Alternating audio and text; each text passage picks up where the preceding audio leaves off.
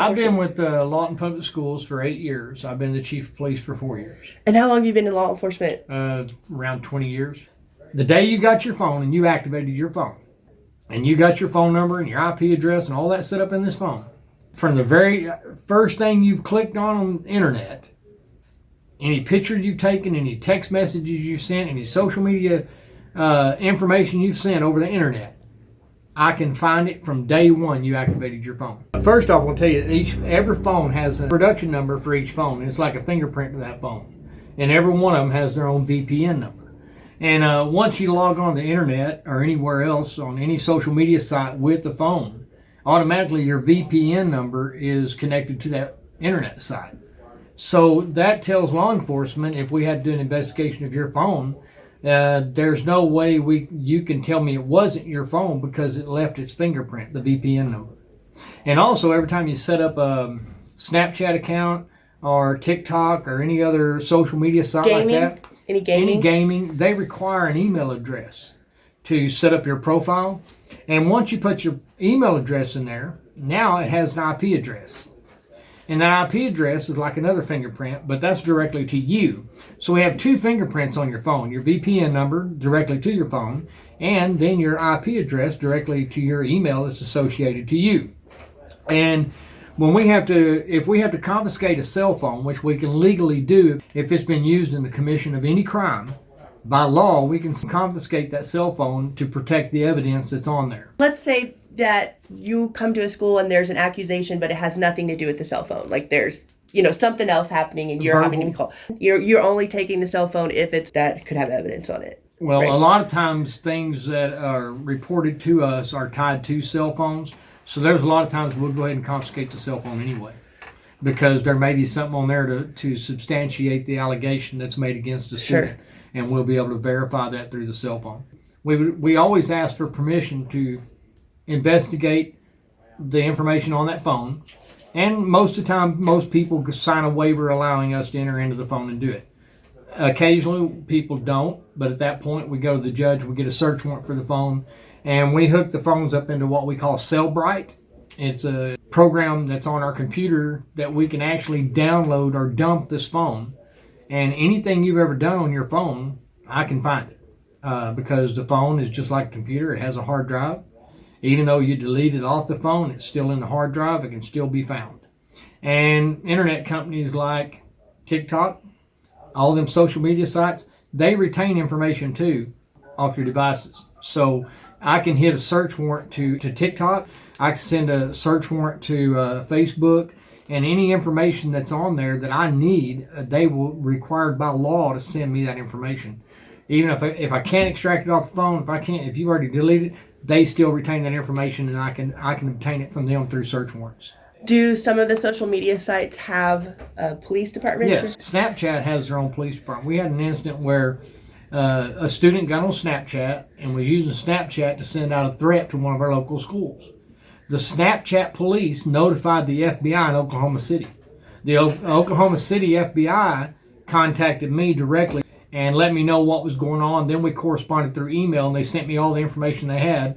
We started the investigation about midnight, I think, and by 3 o'clock in the morning, I had the kid's name, his address, his phone number, his mom and dad's name, knew exactly where he lived. At 6:30, we knocked on the door and took him into custody and arrested him at his house. Woke him up and woke his mom and dad up because of the threat that he made toward one of our schools.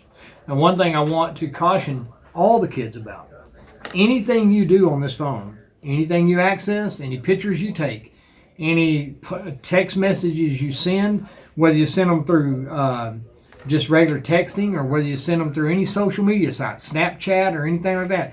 And we fully understand why you use Snapchat, because once it's opened by the person that's receiving it, it supposedly disappears. It never disappears. Once it hits the internet, it's there forever. And if it's out there, if you've sent it through the internet, social media sites, we can find it. We can find it either on your phone, or we can find it through search warrants to Snapchat or Instagram or whatever other entity there is, TikTok or whatever, and we can pull that information back up. And if I'm investigating you because you have sent out a social media threat to one of our schools, one of our students, one of our teachers, or one of our police officers, then I have a right to confiscate your phone and I will dump your phone using Cellbrite, and I will find out all the information in your phone. Now, while I'm doing that, investigating the threat, if I come across anything else in that phone that is illegal or criminal in nature, I can also file charges against you on that. Are they different if the person is a minor? You can be adjudicated as an adult, depending on the seriousness of the crime. A social media threat to a school, to blow a school up or shoot a school, and depends on what we find during the investigation, they can face up to 5 years in prison.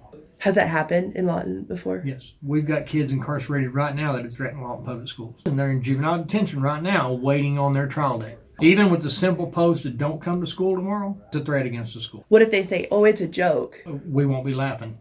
We will not take it as a joke. We will take it serious. Because every kid that we've dealt with so far on social media that's made posts and made threats against Lawton Public Schools that we've dealt with, every one of them during the investigation stage and the questioning, they told us it was a joke. They're still sitting in the juvenile detention center because we don't take it as a joke. I've talked to the Juvenile Bureau, I've talked to the district attorney, and they said any case that we bring to them that is a threat against the Lawton Public Schools staff, students, or police officers, they will take it serious and they will prosecute that. So if you're holding pictures in your phone of nudity of any child that is under 18 years of age, including yourself, then you can be charged with child pornography. Distributing child pornography or possessing child pornography. If you're holding it on your phone, it's possession. Once you've sent that to anybody, that's distributing child pornography. You can be charged a separate offense for every time you send it to another person. It's very serious. Well, like, let's say you're taking a picture, it's an inappropriate picture, you know you shouldn't have posted, but you send it to your friend, or you send it to your other friend, and then they get, and then you're not friends later, that's still... Distribution of child pornography. And if you send it to your friend, then you've got one charge of distribution of child pornography, and then if they choose to send it to other friends, every time they send it, they can be charged as well with distribution of child pornography. And that's one thing we're telling you today is think before you post. We all have emotions. We get mad. We get sad things. And, a lot of times we get angry. We say things we don't mean. But you can't take it back once you've said it. And I'll guarantee you, if you go on social media and you post something on the phone out of anger that you really don't mean, it will come back and haunt you. And if you think it's a joke, we're not going to be laughing. It's not a joke to us. I will be at your house bright and early in the morning. I'll knock on your door. I'll wake your mom and dad up, and I'll wake you up, and I will put handcuffs on you, and I'll take you to juvenile detention center. Yeah, I think that was interesting what you were saying. The call came at midnight. It wasn't like they were like, oh, well, here's a threat. Let's call them when business opens at 8 o'clock the next morning. Lawton Public School Police Department never closes. We're open 24/7. And if there's a threat, if you make a threat at 9 o'clock at night, I will find out about it. And I'll be at your house before school starts. I'll wake you up, and I'll wake your mom and dad up, and I will take you to jail. Did you ever see a day like this? No. I don't think you could anticipate this happening. Yeah. These parents give these kids phones, and they just let them go with them. They need to constantly be checking on what their kids are associated with, what apps they've downloaded, what apps they're using, what photos are on their phones. They need to constantly monitor their kids' phones. Thank you for your time. I know you're very busy. Thank you. You're welcome.